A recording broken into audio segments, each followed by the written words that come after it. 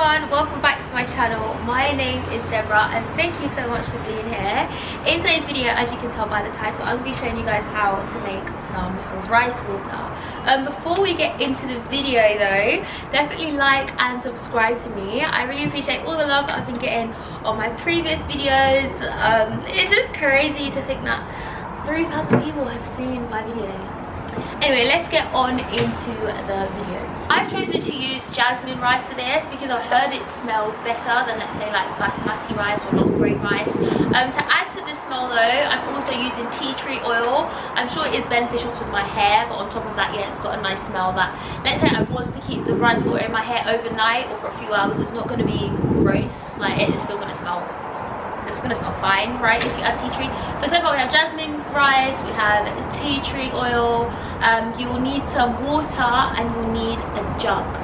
So I would advise washing the rice as you would anyway. This is just to get any excess dirt off of the rice. I think I rinsed it twice when I was doing it.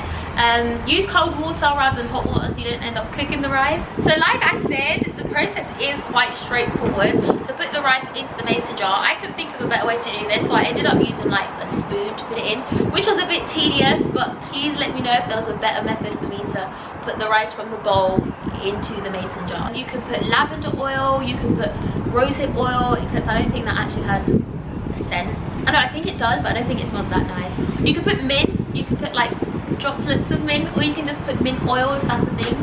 And yeah, this way when it's in your hair, let's say overnight, or if you're just doing it for a few hours, it's not going to like smell. It'll be like a bearable smell because it's mint, because it's tea tree, because it's lavender. So I ended up putting quite a few droplets. I never think that 1 to 2 droplets is enough, so I always go like 7, 8, maybe more, and just shake it in there.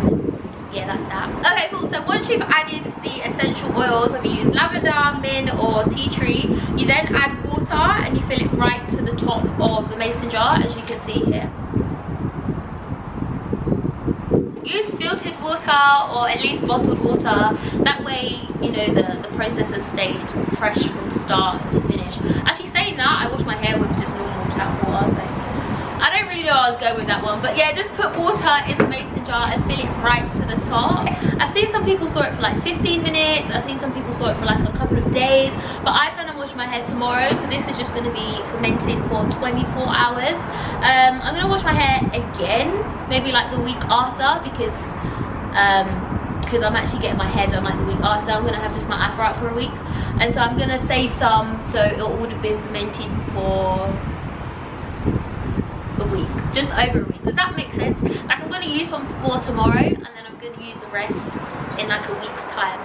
And yeah, that brings us to the end of the video, guys. I did tell you it was a very straightforward process, and yeah, let me know how you find rice water. This is probably like the second time I'm using it, so I'm not going to rave on about it, but definitely let me know if you wanted like an update video or like a progress report, and I will deliver.